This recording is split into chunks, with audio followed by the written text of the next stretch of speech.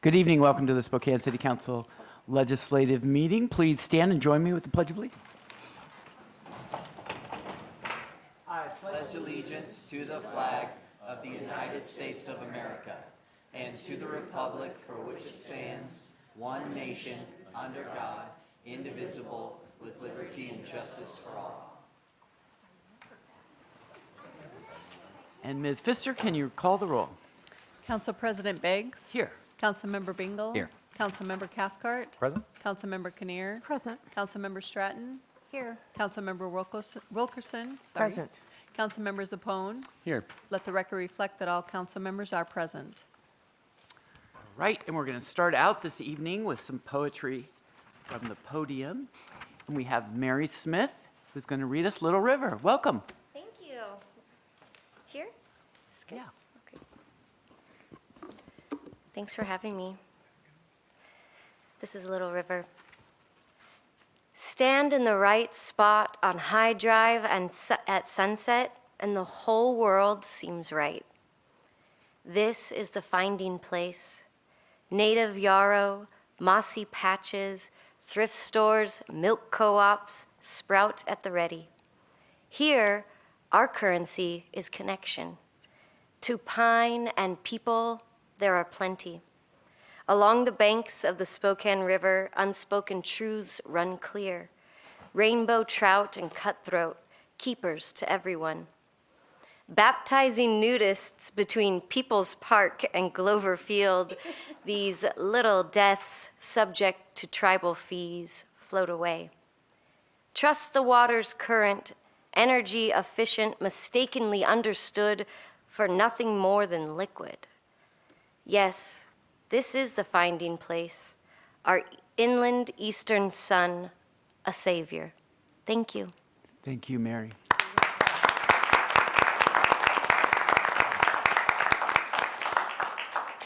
All right, and we have two proclamations this evening. The first is Lung Cancer Month, and that's Councilmember Stratton.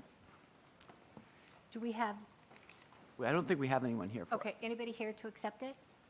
Okay. Proclamation. Whereas lung cancer is the leading cause of cancer death among men and women in the United States, and in Spokane in 2022, accounting for more deaths than colon cancer, breast cancer, and prostate cancer combined. And whereas, according to the Center for Disease Control and Prevention, there were 1,458 new lung cancer cases and 1,211 deaths because of lung cancer between 2015 and 2019 in Spokane County, with the 5-year survival rate for localized lung cancer being 59%, but only 17% of lung cancer being diagnosed at this stage. And whereas screening for lung cancer for high-risk individuals using low-dose computed tomography can lead to the earlier detection of lung cancer and save lives, reducing the mortality by 20% when compared to screening by chest X-ray in the National Lung Screening Trial, and reducing the risk of death at 10 years by 24% in men and 33% in women, as demonstrated by another large randomized trial. Now therefore, I, Nadine Woodward, Mayor of the City of Spokane, on behalf of the citizens of Spokane, do hereby proclaim November as Lung Cancer Awareness Month in Spokane and recognize the need for research on lung cancer affecting men and women and lung cancer health disparities, and encourage all citizens to learn about lung cancer and early detection through lung cancer screening. Thank you. All right, thank you. Next, a proclamation for Veterans Day. Councilmember Zappone. Yeah, and I don't think there's anyone here to receive this one either.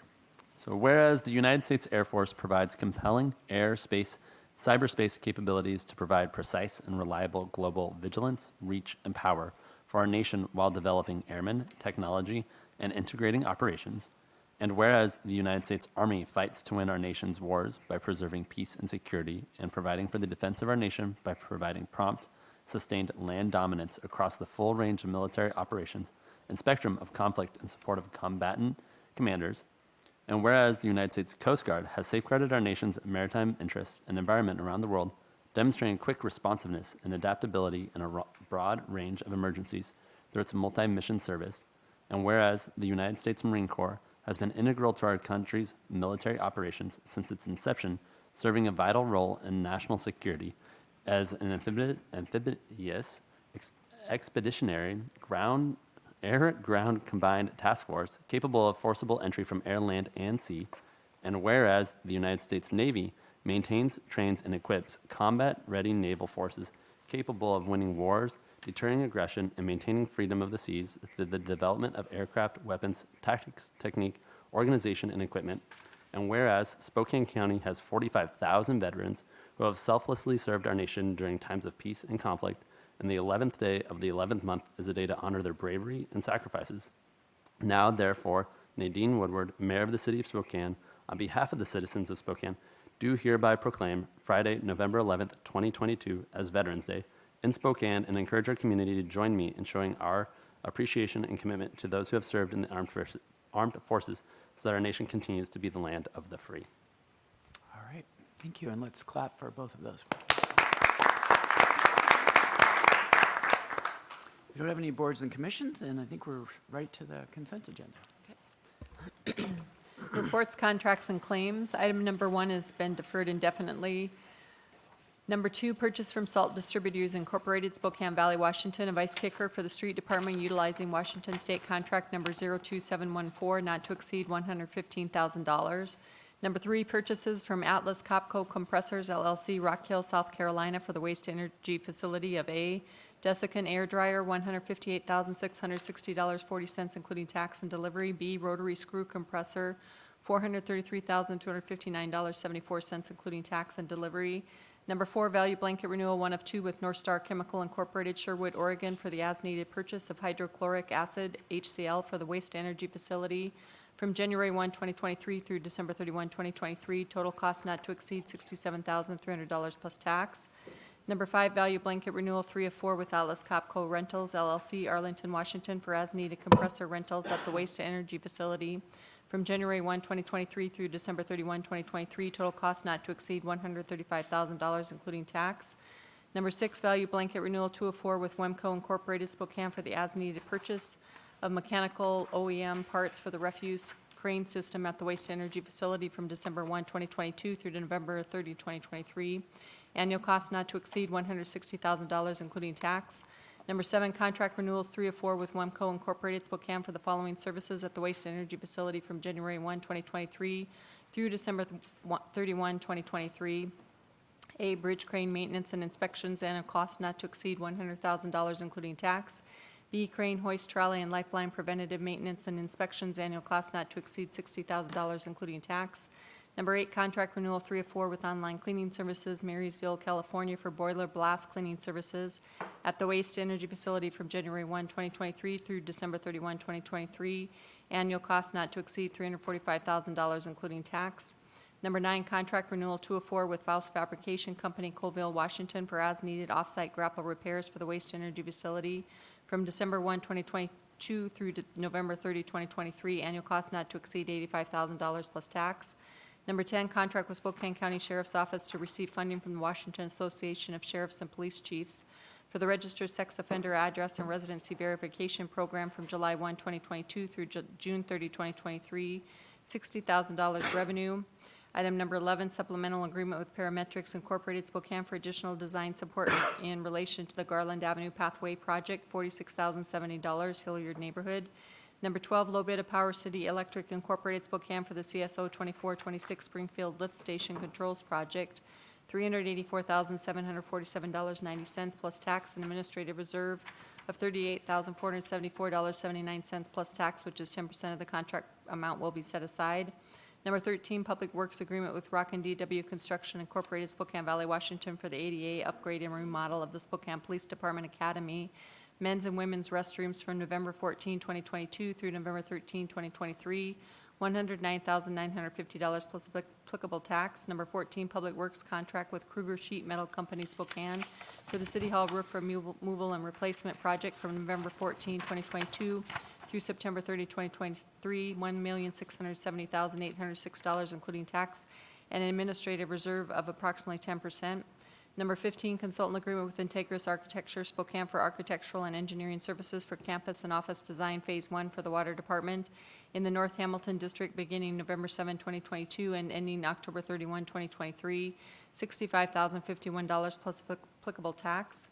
Number 16, consultant agreement with Architects West, Coeur d'Alene, Idaho, for architectural services for the Trent Resource and Assistance Center, Phase 2, restrooms, shower, laundry pods project from November 7, 2022 through October 31, 2023, $117,500 plus applicable tax. Number 17, report of the mayor pending claims and payments of previously approved obligations, including those of Parks and Library through November 4, 2020. Total $11,092,652.32 with Parks and Library claims approved by the respective boards. Warrants excluding Parks and Library total $10,914,417.27. Number 18, City Council meeting minutes for October 24 and October 27, 2022.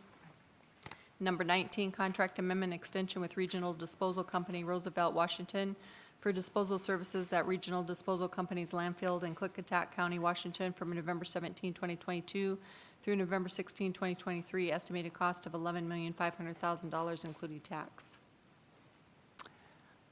There's no public comment. All those in favor indicate by saying aye. Aye. Aye. Any opposed, nay? Any abstentions? Consent agenda is approved. We'll go on to special budget ordinances, and we actually have no requested public comment until we get to first reading ordinances. Ordinances amending ordinance number C-36-161 passed by the City Council December 13, 2021, and entitled, an ordinance adopting the annual budget of the City of Spokane for 2022, making appropriations to the various funds of the City of Spokane government for the fiscal year ending December 31, 2022, and providing it shall take effect immediately upon passage and declaring an emergency and appropriating funds in. Ordinance C-36-318, Public Safety and Judicial Grants Fund, number 1, increased revenue by $60,000. A, of the increased revenue, $60,000 is from the Washington Association of Sheriffs and Police Chiefs through Spokane County as funding for the Registered Sex Offender RSO fiscal year 2022 grant program. Number 2, increased appropriation by $60,000. A, of the increased appropriation, $57,000 will be used towards salary and benefits of 1 detective position. B, of the increased appropriation, $3,000 will be used toward travel and training-related expenses. This action arises from the need to accept newly awarded RSO grant funds. All right, any council commentary? Prepare to vote. All right, that passes 7-0. Ordinance C-36-319, Fleet Services Fund, number 1, increased revenue by $1,298,180. Of the increased revenue, $1,298,180 is provided solely for interfund fuel sales. Number 3, increased appropriation by $1,298,180. 4, of the increased appropriation, $1,298,180 is provided solely for vendor fuel. A, this is an increase to the overall appropriation level of the Fleet Services Fund. This action arises from inflationary cost increase in fuel. Any council commentary on this one? Prepare to vote. Passes 7-0. Next. Ordinance C-36-320, Hotel Motel Tax Fund, number 1, increase in hotel motel lodging and tax revenue by $1,500,000. A, $1,500,000 of the increase in revenue is provided solely from the increase in hotel motel tax collected. Number 2, increase appropriation by $1,500,000 funded from the increase in hotel motel tax collected. B, $1,500,000 of the increase in appropriation is provided solely for the pass-through payment of the increase in hotel motel tax to the Spokane Public Facilities District. This action arises from the need to provide appropriation to the hotel motel tax fund. Any council commentary on this one? I'll just say this means the hospitality business is doing well in recovery, but actually all this money goes to pay off the new convention center. So that doesn't come straight to us. Prepare to vote. That passes 7-0. Next. Ordinance C-36-321, increasing the appropriations of various accounts with these increased appropriations funded by various accounts as more fully described in the ordinance. $5,542,042. This action arises from the need to budget for prior year costs related to the recently approved Local 270 labor agreement. Any council commentary? All right, prepare to vote.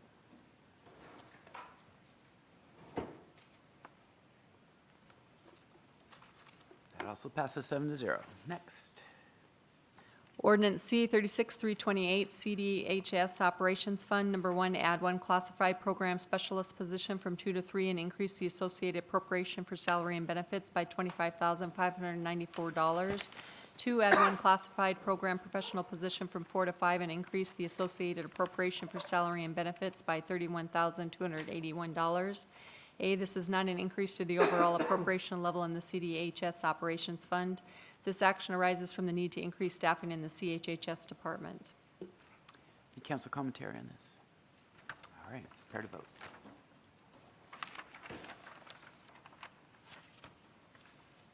All right, passes 7-0. We do have some other ordinances attached to hearings, but this brings us to first reading ordinances. And why don't you go ahead and read them, and then we have some council commentary. Okay. We have some public commentary, and then, You want me to read them all? yeah. Okay. Ordinance C 36310 relating to application file Z21-280 comp amending map LU1 land use plan map of the city's comprehensive plan from residential 410 to residential 1530 for approximately 19.01 acres located at 440 West Cora Avenue, 516 West Cora Avenue, 3426 North Post Street, and 139 West Gray Court, and amending the zoning map from residential single-family RSF to residential multifamily RMF and residential multifamily 55-foot height limit RMF-55. By a vote of 8-0, the Plan Commission recommends approval. Ordinance C 36311 relating to application file Z21-281 comp amending map LU1 land use plan map of the city's comprehensive plan from residential 1020 to general commercial for approximately 1.6 acres located at 514 South Freya Street, 510 South Farrell Street, 514 South Farrell Street, 515 South Farrell Street, 519 South Farrell Street, 520 South Farrell Street, 3428 East Fifth Avenue, 3502 East Fifth Avenue, and 3512 East Fifth Avenue, and amending the zoning map from residential two-family RTF to community business 55-foot height limit CB-55 by a vote of 8-0. The Plan Commission recommends approval. Ordinance C 36312 relating to application file Z21-282 comp, Z21-282 comp, amending map LU1 land use plan map of the city's comprehensive plan from residential 410 to center and corridor transition for approximately 6.04 acres located at 2402 East 31st Avenue and 2502 East 31st Avenue, and amending the zoning map from residential single-family RSF to mixed-use transition zone CC4. By a vote of 8-0, the Plan Commission recommends approval. Ordinance C 36313 relating to application file Z21-283 comp amending map LU1 land use plan map of the city's comprehensive plan from residential 1020 to residential 1530 for approximately 0.95 acres located at 2531 and 2533 East 27th Avenue, 2537 and 2539 East 27th Avenue, 2603 and 2605 East 27th Avenue, 2609 and 2611 East 27th Avenue, and 2621 and 2623 East 27th Avenue, and amending the zoning map from residential two-family RTF to residential multifamily RMF. By a vote of 8-0, the Plan Commission recommends approval. Ordinance C 36314 relating to application file Z21-284 comp amending map LU1 land use plan map of the city's comprehensive plan from residential 410 to office for approximately 0.45 acres located at 801 West Francis Avenue, 6228 North Monroe Street, and 6211 North Wall Street, and amending the zoning map from residential single-family RSF to office retail, 35-foot height limit OR-35 and office 35-foot height limit O-35. By a vote of 8-0, the Plan Commission recommends approval. Ordinance C 36315 relating to proposal file Z 2022-097 comp amending map TR-5 proposed bike network map of Chapter 4 of the city's comprehensive plan for various public rights-of-way citywide. By a vote of 8-0, the Plan Commission recommends approval. And ordinance C 36316 relating to proposal file Z 22-098 comp amending map TR-12 and Chapter 4 arterial network map of the city's comprehensive plan for arterial network citywide, amending the text of Chapter 4 of the comprehensive plan discussing the US 195 corridor and amending the arterial street map in Spokane Municipal Code 12.08.040. By a vote of 7-0 with one abstention, the Plan Commission recommends approval. Further action is deferred on the first reading ordinances. All right, those are our annual comprehensive plan amendments that are going to be up for a full vote. Next week, we'll get a full presentation from staff. We've been presented multiple times. It's gone to the Plan Commission. But we do have some community members who would like to comment. And most of you on the list have been here before, but just to refresh people who might be testifying later as well, you'll have up to 3 minutes. The light will turn yellow when you have 1 minute left. When it turns red, your time's up. I'll ask you to end your testimony. Please address your comments to me. Please, if you're in the audience, even though we clap for the poets and proclamations, we don't clap or boo, and try not to have any distracting behavior that takes away from people speaking their minds on this. If you are speaking, we do ask that you refrain from any vulgarities or personal attacks on people. And please keep to the topic at hand. And with that, the first, and I'll call you up in threes so that you can come up if you're not testifying right away. You can sit in the front row and be ready. So the first person is Carol Tomsick. You can come up to the podium, Carol. And then after Carol is Christopher Savage. And then it looks like Greg Kripe or Cried. Okay, I'm commenting on 2, so I should have 3 minutes? Nope, you only get 3 minutes on first reading of all the ordinances. Okay, because I may not But have next, time for but the next week, one. you'll Okay. get to on both. Okay. Okay, I am requesting pedestrian-oriented streets, concurrent traffic calming, and a 35 feet height limit to be added as a condition with the approval of the comprehensive plan amendment at 31st and Southeast Boulevard. Our council wants our neighborhood to be safe, walkable, and bicycle-oriented. We have worked with traffic calming program and advocated for safe pedestrian streets and bicycle greenways and paths. Our neighborhood has a bicycle greenway in the proposed bike map modifications a half mile from the proposed zoning change. The proposed density on the parcels requires transit-supported development and less dependence on automobiles. We want our current and future residents to be able to safely walk or bicycle to and from our district center. We need pedestrian-oriented streets and concurrent traffic calming to be a condition with the approval of the amendment. Our council began the amendment process optimistic that the city would listen to our residents' concerns about preserving the character of their neighborhood, keeping their streets safe from increased traffic, height limit concerns, preservation of green space, keeping Altamont a dead-end street, and the potential destabilization of an existing neighborhood. Our council cited safety concerns on Southeast Boulevard between 29th and Regal. Our council cited a study that said Southeast Boulevard had already reached a threshold requiring reconstruction, and a study that said 29th Southeast Boulevard had the highest collision rate of the intersection studied on 29th. We cited goals and themes in the land use and transportation chapters that preserved the safety and character of our neighborhood. We had a neighborhood training presentation on the comprehensive plan amendment process by Kevin Freeboat at our April meeting. Our council wanted our residents to be informed and involved in the process and aware of their opportunities for written and spoken comments. We had Greg Francis speak at our August meeting. Greg presented on the history of the Plan Commission and its process. We wanted our residents to be informed and involved in the workshop and hearings. It was difficult to retain any optimism after the Plan Commission workshop and hearings when developers and coffee shops took precedence over neighborhood concerns. I felt like I had led our neighborhood through a process where our voices were never heard. The amendment was changed to center and corridor transition in CC4. The proposed zoning priorities residential over commercial, but the allowable height limit of 55 feet will certainly change and destabilize the character of our existing neighborhood. It is not compatible with the existing housing. The parcel is already elevated. A 35 height limit needs to be a condition with the approval of the amendment. And then if I have time, 27th between Southeast Boulevard and Ray Street was updated to an arterial in 2019. A center line was added, stop signs were added at Mount Vernon and 5th Street. The traffic moves fast on the streets. There are no sidewalks in front of the parcels on 27th. It is unsafe to walk on the street, especially where cars are parked and I am closer to the center line, or to cross 27th and Mount Vernon intersection. Sidewalks must be added as a condition with the approval of the amendment, and I support all the bike map ones. You did Thank it. Thanks, Carol. you. Okay. Christopher, you want to testify? Not testifying, just opposing one. Okay, great.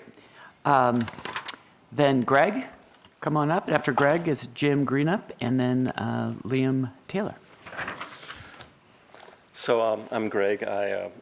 I'm talking about the plat at 440 Cora and the ones next to it. I live right across the street from there, and I can't make it next week, so I thought I'd talk this week. But I'm concerned about the impact on the neighborhood, the number of units that might go in. We have a huge traffic problem as it is already. At times, it's very difficult to drive through. We're kind of pinched in between. If you live on Cora there, it's hard to get out into Division because people want to turn left. It's hard to get out into Post and Monroe because of the road diet now, although we love the Monroe thing, but it makes it challenging to get out of the neighborhood at times, forcing many people to have to drive through Corbin Park to get there, which causes its own problems, especially in the winter.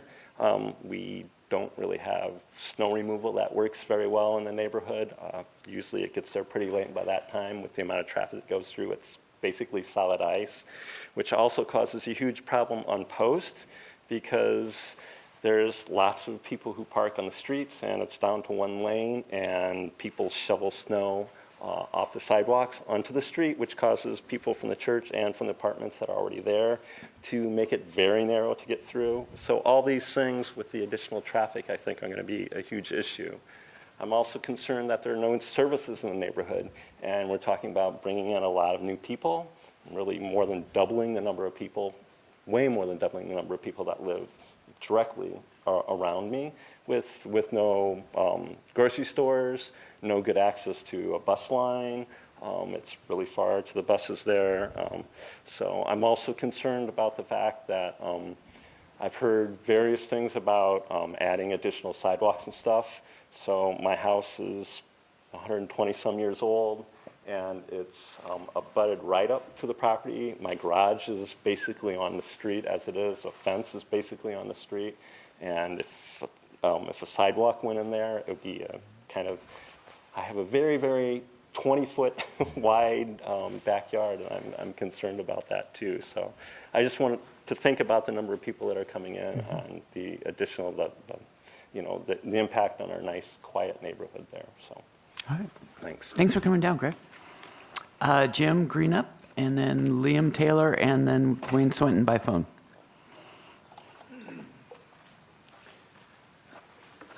Excuse me. My name is Jim Greenup. I go to Church of Faith Bible, and I'm one of the leaders that are supporting the land use change to multifamily. Been in the development business for 46 years, real estate and development. And the church wasn't really looking to do development. But in the discussion when we did our plat for the cottage housing, we were encouraged to consider that from different elements within the city structure because of the housing needs. And we do know that there will be mandates and requirements for traffic studies and accommodations that meet the city standards. And we want to do an improvement and do a development that's complementary. We do not want to create an undue pressure. However, we all know that there's an undue pressure for lack of housing in Spokane. And things are changing. The city has already changed their policies on residential lots, and we have some vacant land that we can utilize much more effectively if it's designed well. And so that's why we're asking for the 55-foot. Initially, we asked for 75. We lowered that to 70. And in the process of reviewing costs of doing construction today, that the 70 did not accommodate the budget requirements that we have. So the nature of we submitted a letter to the city this last week asking to lower our requirements from 70 down to 55. So in all that, we feel we'll do an excellent job in designing and providing housing. And we can't tell you exactly how it'll look right now because we don't have the zoning. So we thank you for your consideration, and we'll do our best to deliver a housing project that's honoring to our neighborhood, to the church, and also to the city of Spokane. Thank you. All right. Thanks, Jim. Liam Taylor, come on up.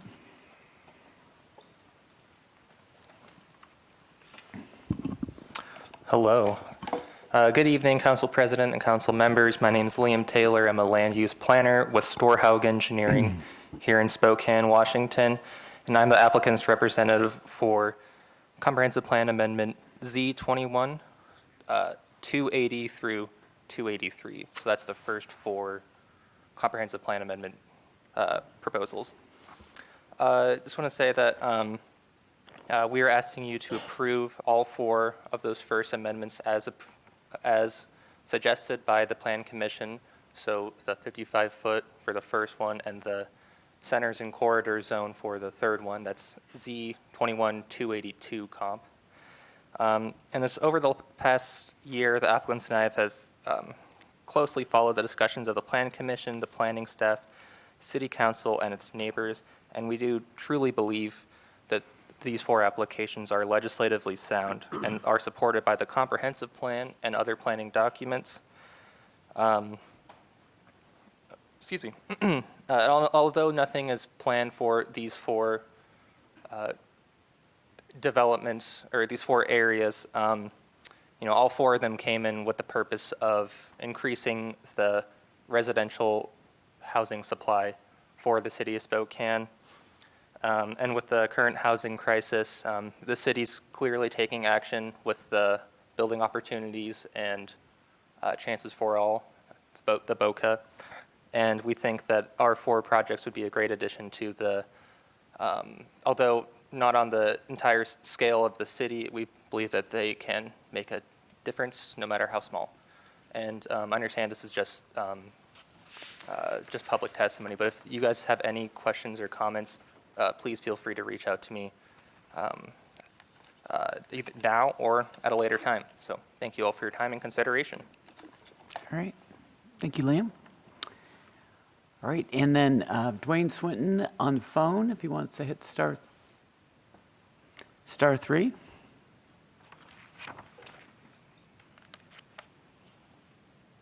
All right, Dwayne, welcome to City Council. You have up to 3 minutes. Yes, thank you. I'm speaking to Ordinance 36312, which is the proposed amendment to the comprehensive plan on 2402 East 31st. I would remind the council that as part of the document submitted to the Planning Commission, there was a petition signed by 75 residents in the neighborhood opposing the proposed amendment to the comprehensive plan. And I've submitted written materials also that are part of the Planning Commission record.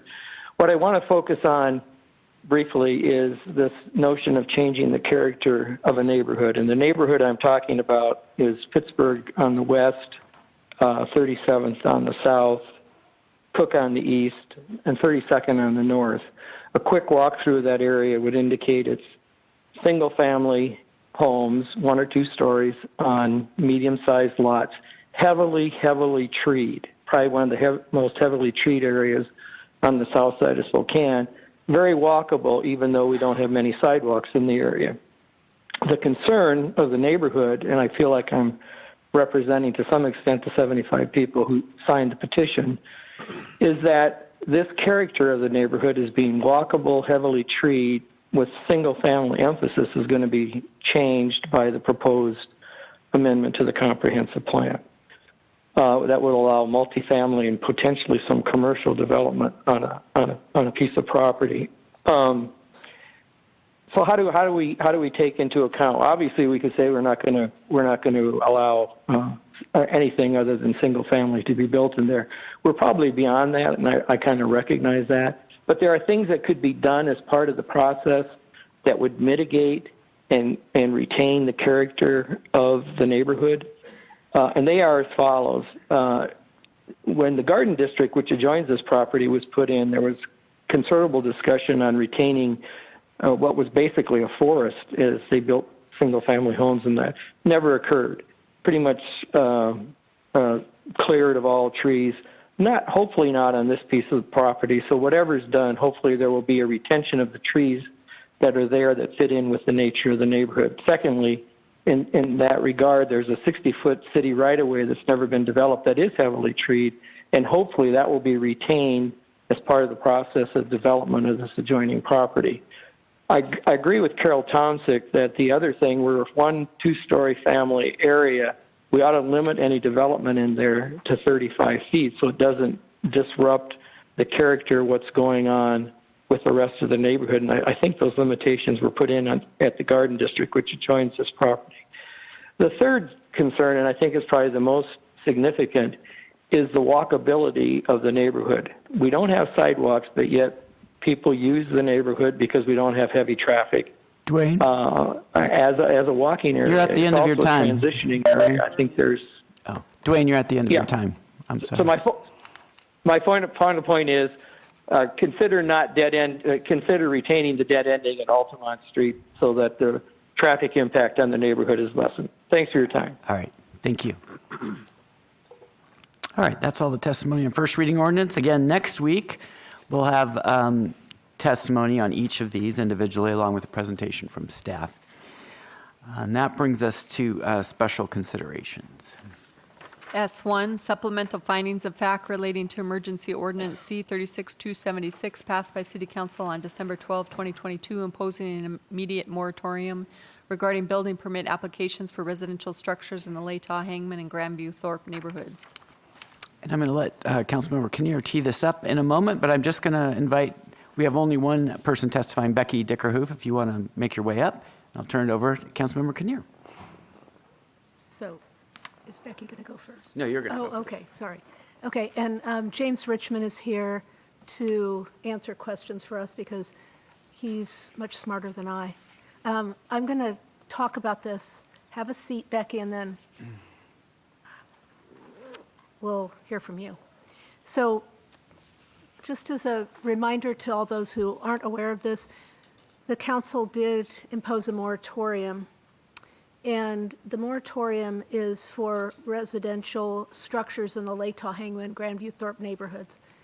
There's been a significant increase in residential development in the Latah, Hangman, and Grandview areas. And based on the comments from WSDOT, the Washington State Department of Transportation, new subdivisions in the area have been required to make various improvements to US 195 and other roadways as a condition of approval. So going back a little ways, despite these conditions that have been placed on the new subdivisions, WSDOT continues to express concern about impacts to US 195. And in February 2020, the regional administrator addressed a letter to the Spokane City Council President, that would be you, Council President Beggs, asking the city to impose a temporary development moratorium in the area while it works with the city to identify solutions to provide facilities needed to serve new growth. So fast forward, here we are at 2020, and we finally did impose that moratorium.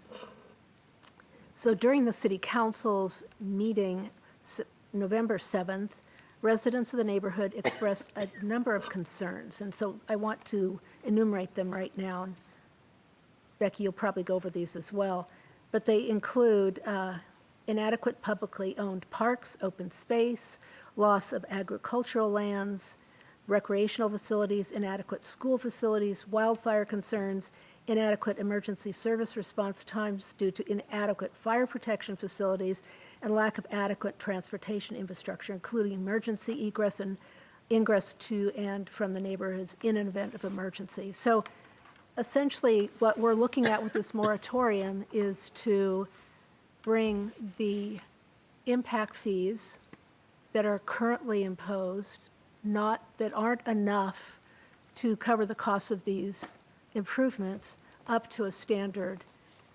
And what we will be doing is convening a committee that will be advisory, made up of realtors, home builders, neighborhood representatives, 2 council members, to discuss how we want to move forward and what these impact fees will look like.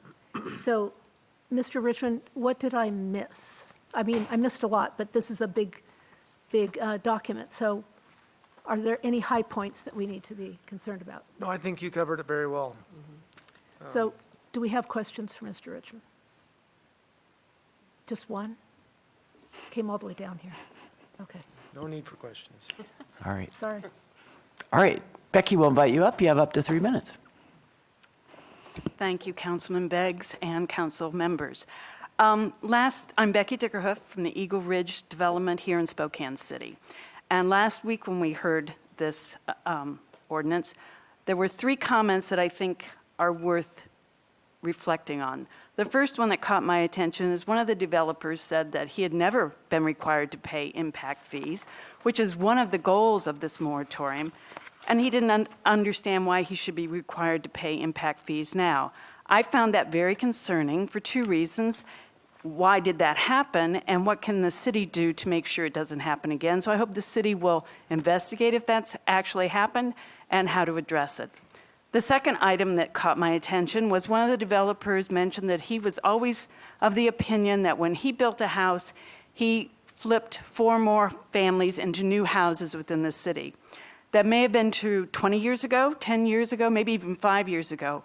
But I don't think that applies to Eagle Ridge. In the last 5 years, the people that I've noticed who've moved in are from out of state or from Seattle.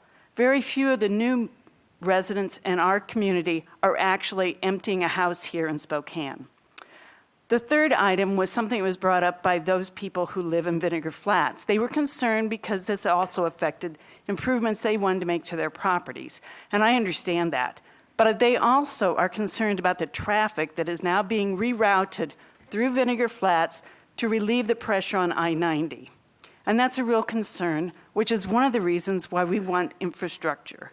I live in the part of these communities that has no access to the city except through highway road systems. We have no sidewalks that connect us. We have no bicycle paths that connect us. We don't even have a bus system. So we really do need this infrastructure, and I hope you guys will consider that as you go forward. Thank you. Thanks for coming down, Becky. All right, that's the end of public comment. Any council commentary before we vote on the supplemental findings of fact? All right, prepare to vote.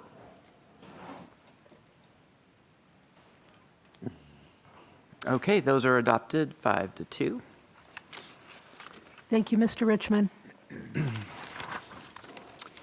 We have 2 hearings tonight. One is on the capital improvement plan, which is hearing 1. No one from the public has signed up for that. And then we have a hearing, just our general ongoing budget hearing that we do. We have several people signed up for that. If you would go ahead and read hearing 1, Ms. Pfister.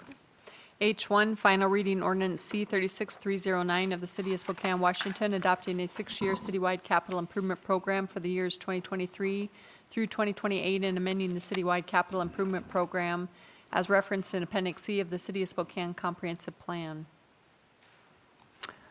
All right, I sent an email out earlier, a couple of emails on the CIP plan. I got some feedback from Finance on needing some more specificity in the ordinance adopting it. And so I did a track change, which I sent to you all and Ms. Pfister. I'm looking for a motion to substitute that because it will better comply with the guidance that we got from Finance. So move substitution. Second. Is there any discussion on the motion to substitute? Councilmember Cathcart. Did you intend for it to be an $84 million SIP loan? No, you can't see it, but there's a 4. The 4 is crossed out. Oh, okay, all right. Yeah. Just crosses the hash. So no. All right. All those in favor of the motion to substitute indicate by saying aye. Aye. Aye. Any opposed, nay. Nay. 2 nays. So the substituted. And so now we'll go to, or any discussion on this ordinance adopting the SIP plan. Councilmember Cathcart. Well, I guess my question is, when I've asked about kind of what the plan is for where we are planning to relocate officers from the Gardner building to the courthouse, et cetera, et cetera, et cetera, I'm told, well, we don't know any of that yet. It's still being researched. We're doing the analysis. You know, things may change. So so my question is, how do we put into the plan that we don't need the remodel at the Gardner facility and that it's going to be sold when that determination hasn't actually been made yet. Well, we're not, so the Gardner building is owned by the municipal court. That is their building. But we don't, it's just in the plan. I mean, this plan has been for the municipal court, has been around for a long time. But we, But it it- just take, all it does, this does is it amends, it takes out the project of updating it next year until we make that decision, essentially what it does. If we don't sell the Gardner building, then it could come back in. But right now in the plan, the way it was written was that we would be for sure remodeling next year, when if we decide to sell it, that would be a waste of money. So this takes the remodel out, but it doesn't require necessarily that the Gardner building be sold. But if ultimately we don't sell the building, we retain it, then we'll essentially have to come back and amend this and then find the dollars to remodel it at that time. The same dollars are there, but yeah. Okay. Yeah.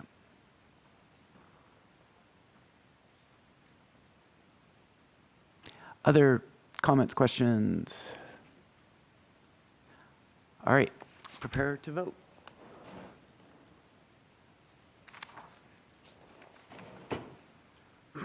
Okay. CIP is approved 5-2.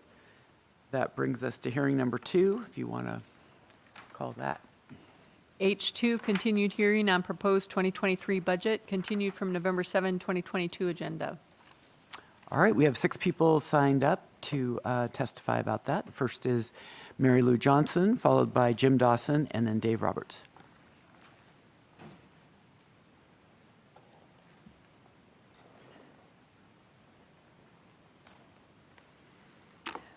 Welcome. Welcome. Council President Beggs and City Council members. My name is Mary Lou Johnson. I'm a resident of the City of Spokane.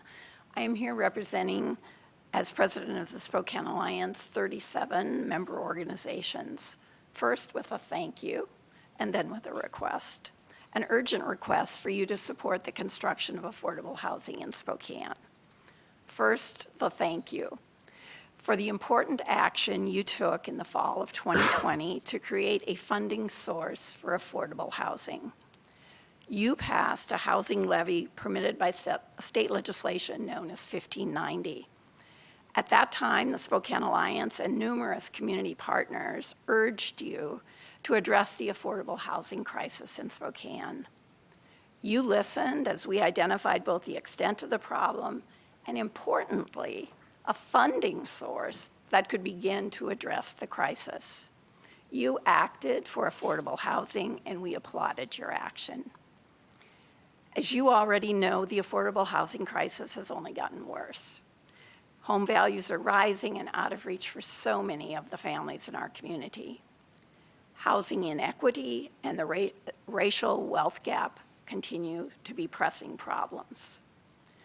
So the request of the Spokane Alliance is that you use the $7 million that has been generated by that housing levy to begin to build new houses now. The budget before you would sweep that $7 million away from constructing houses. That's not what the community requested or intended when we asked you to pass the levy and we agreed to pay it.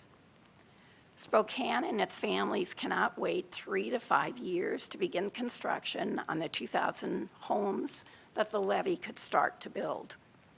The crisis will just intensify. We need permanent solutions, and building affordable houses are that kind of solution. You recognized that in 2020, and so did we. Balancing the budget can be challenging. We know that. In this case, though, we ask you to honor both the request the community made for the construction of affordable houses in 2020 and your agreement to that at that time to fund affordable housing by passing that housing levy. Thank you. Thanks, Mary Lou. All right, Jim Dawson, after Jim, Dave Roberts, and then Ben Stucker. Good evening, Council President Beggs. My name is Jim Dawson. I'm here tonight representing Fuse. I'm the Eastern Washington Director of Fuse, and we were one of the big supporters of you all adopting 1590 because affordable housing is just so important to our members and to our community. So we also thank you for taking that action and hope that you'll stand strong in protecting that money for its intended use, which was to build more affordable housing. So since 2020, I also, in my free time, run a small property management company where we rent affordable rooms to people. And so I see pretty much every month people who are desperately looking for housing. And I can say since 2020, that's only gotten worse. The people who are just really struggling to find an affordable room, and we're one of the few options available. And so we're pretty inundated with requests, and the need is very real.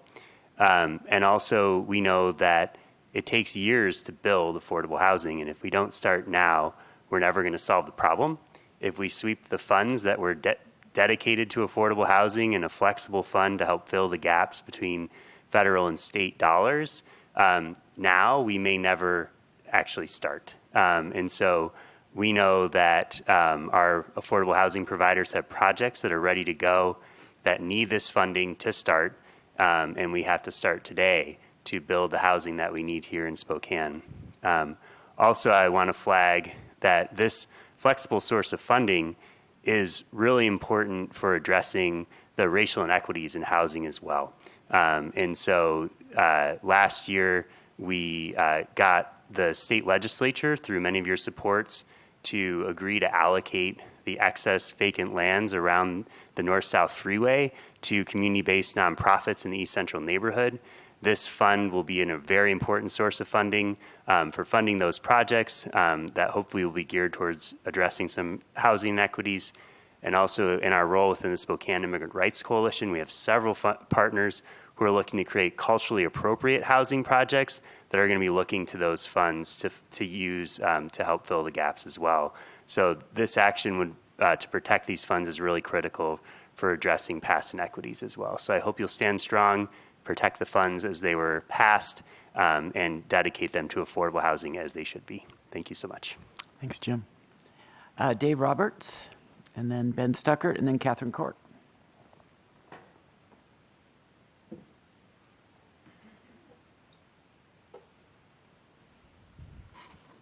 Welcome, Dave. Thank you, Council President. Thank you, Council members. Hello, Betsy. It's so good to see you again. You as well. My name is Dave Roberts. I am a senior developer with Catholic Housing Ventures, the merged entity of Spokane Housing Ventures with Catholic Housing Services of Eastern Washington. I'm here speaking on behalf of the Spokane Low Income Housing Consortium. I've been an affordable housing developer here in Spokane for over 17 years. And I know that you've heard it before, but I'm here to reiterate for you how difficult it is to develop affordable housing in this area without resources. I will forever be grateful to the City of Spokane for funding, being the first funder in on the development of Jane Auld Manor out on the northeast side of Spokane. Acknowledging, of course, that you actually declined our first funding application. So this was a 5-year endeavor. And thank you, Spokane, for being the first funder in when we reapplied with $300,000 of home funds. This is an $11 million project that's now serving 48 lower income households on the northeast side of Spokane. And the total investment by the City of Spokane was less than $700,000. So it may seem modest in that respect.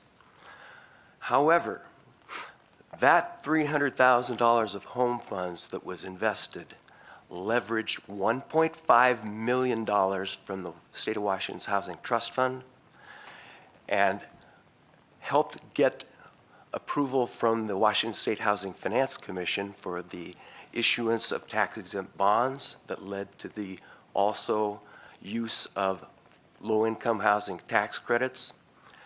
And we were able, over that 5-year period of time, to develop this project. It was completed in September of 2020. Without that initial modest investment by the city of Spokane, it never would have happened.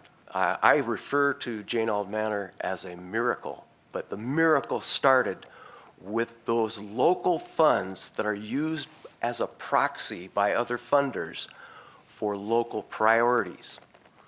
So we were able to get that project completed. It's wonderful that it's operating now. But I'll tell you, as a developer, how difficult it is without those kinds of resources. We need to protect that 1590 funds so that further development can occur in the city. Thank you so much for your time. Thank you, Dave. Ben Stuckert, then Catherine Cork, and then Hallie Birchinall.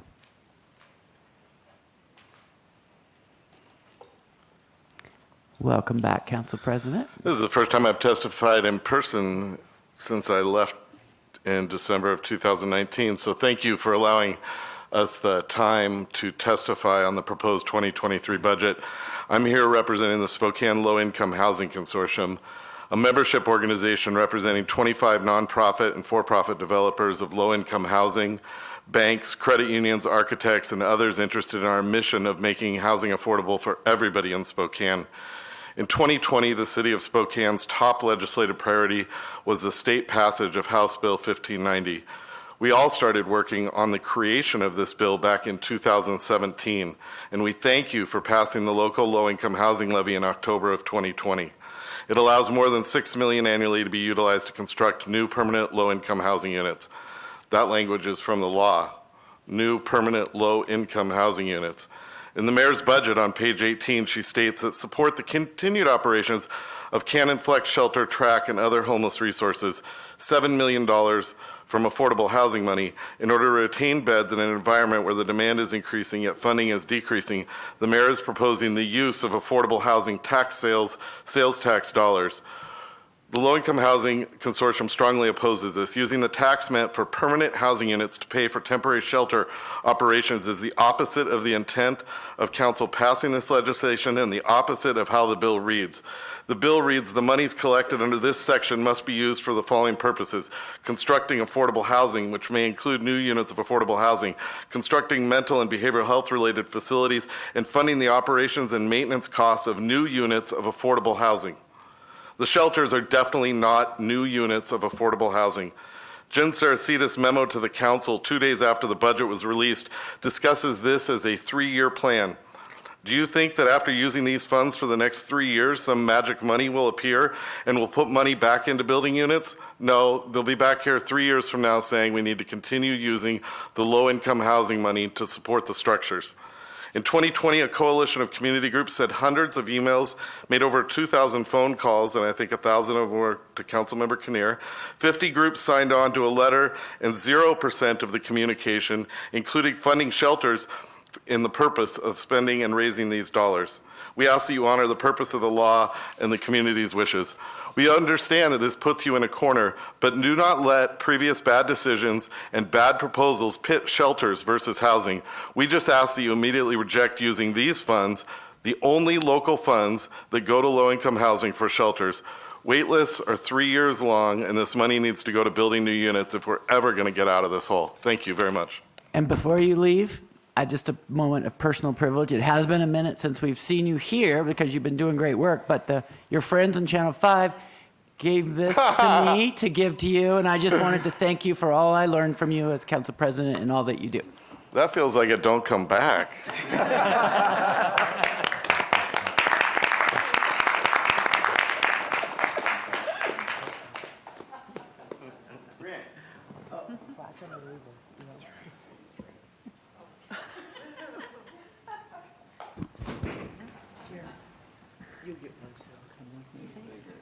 Yeah, we're going to get ours soon. No, you have to come back 2 years later. All right, Hallie. Our name thing will get it. I'm sorry, Catherine, and then Hallie. Catherine, sorry about that. Good evening, Councilman Beggs and the city council members. Thank you for allowing me to be here. I don't normally testify on budget items, but in this case, because I'm a Spokane community homelessness advocate and volunteer. But in this case, there's a budget item that was just referenced by several speakers before me about the low-income housing money being allocated to the Trent and Cannon shelters, primarily the Trent track shelter.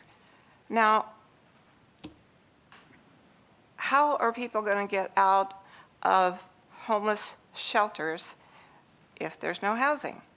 So that is the #1 priority, to move people out of homelessness. So all these shelters, they're great.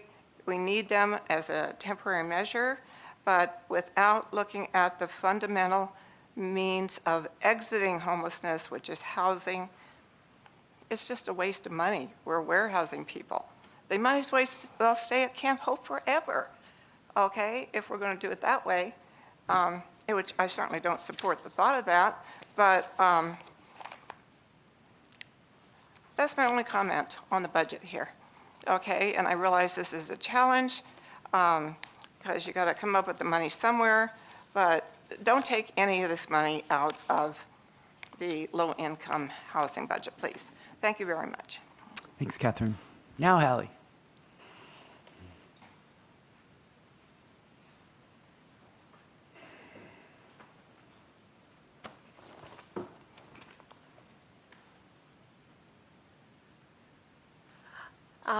Hello to the council. My name is Hallie Birchnell. I'm a Spokane resident, and I'm short. There we go. I also, like Catherine, I also wouldn't comment on budget items. It's outside of the scope that I would normally feel comfortable being involved in. But I have concern regarding low-income housing dollars being moved over to support the shelter systems. And I'm an advocate for people having shelter. I make noise about that probably a bit too much. But I'm more concerned about low-income housing availability, because folks that are in need of accessing shelters are ultimately in need of homes, and that's the only way out of this situation. The idea that a shelter would trump the creation of homes for our folks that are so in need is really difficult to stomach. Actually, I feel really emotional about it. Our nonprofit has been working down at Camp Hope, and we're all too aware that the Trent shelter is now essentially full. And so when we talk about all these things, there's so much misinformation. And then to think that dollars are potentially moving, making it more difficult to help these individuals exit homelessness is just beyond frustrating. So I just want to urge you to really take that into consideration. Thank you. Thank you, Hallie.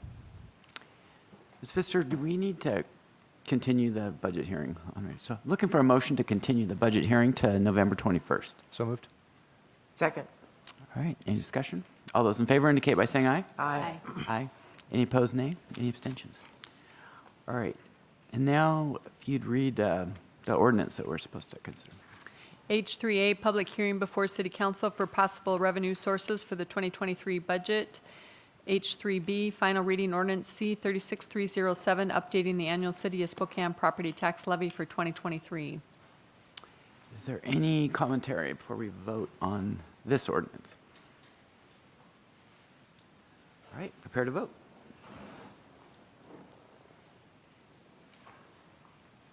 All right, that passes 5-2.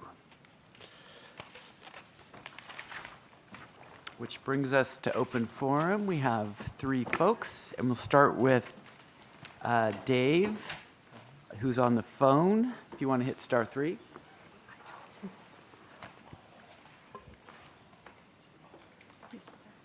He's not there? All right. Christopher Savage, I think you have something you wanted to share with us.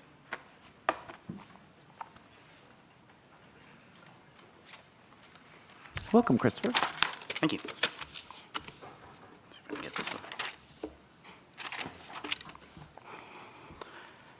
Good evening, City Council, President Beggs. My name is Christopher Savage, and I live in Spokane District Number 3. This Saturday marks the 150th anniversary of the Gettysburg Address. I'd like to commemorate this special day by reading the Gettysburg Address, one of the most famous and influential speeches in American history, to remind us all in the unity of our nation and that a house divided against itself cannot stand. So with that being said, 77 years ago, our fathers brought forth on this continent a new nation conceived in liberty and dedicated to the proposition that all men are created equal. Now we are engaged in a great civil war, testing whether that nation or any nation so conceived and so dedicated can long endure. We are met on a great battlefield of that war. We have come to dedicate a portion of that field as a final resting place for those who here gave their lives that that nation might live. It is altogether fitting and proper that we should do this. But in a larger sense, we cannot dedicate, we cannot consecrate, we cannot hallow this ground. The brave men, living and dead, who struggled here have consecrated it far above our poor power to add or detract. The world will little note, nor long remember what we say here, but it can never forget what they did here. It is for us, the living, rather, to be dedicated here to the unfinished work which they who have fought here have thus far so nobly advanced. It is rather for us to be here dedicated to the great task remaining before us, that from these honored dead we take increased devotion to that cause for which they gave the last full measure of devotion. That we here highly resolve that these dead shall not have died in vain, that this nation, under God, shall have a new birth of freedom, and that a government of the people, by the people, for the people, shall not perish from this earth. Thank you. Thanks, Christopher. All right. Catherine Court.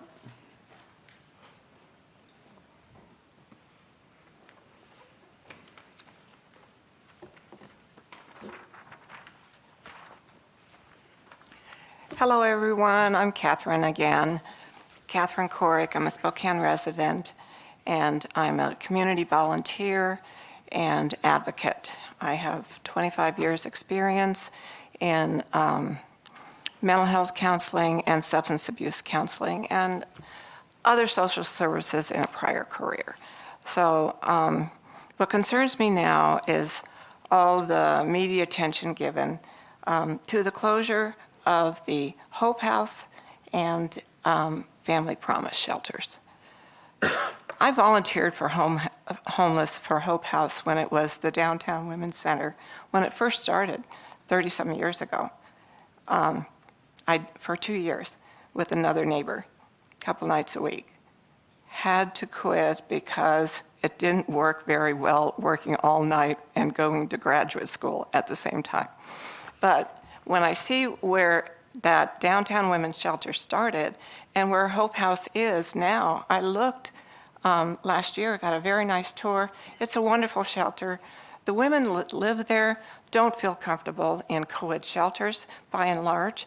Many of them have flown domestic violence, have been raped, have had a lot of trauma, don't feel comfortable in anything but an all-woman shelter. We have to have that shelter. Family Promise stands the hope of keeping another generation from entering into homelessness by allowing them to keep their family unit together and not lose out on all the developmental and nurturing support of being with a family while they're in a shelter. They have the highest rate of providing housing of any shelter in Spokane, 90 to 95%. It would be criminal to lose that shelter. So I ask you please to prioritize funding those two shelters plus any other existing shelter that is deemed successful before you put any more money into TRAC. Other people can come up with money if it's all that important to them to keep TRAC going and expanding. But these basic shelters that are already successful and fill a incredibly important role in this community cannot be let to go by or stand down for a year. Who knows if we'll ever get them back if we don't keep them online. So thank you very much for keeping that. Bye. Thanks for coming. All right, that brings us to the end of our meeting. Thanks, everybody. We'll see you again next Monday. Please take care of yourself, and if you can, take care of someone else. We're adjourned. take me over? Is that Thanks for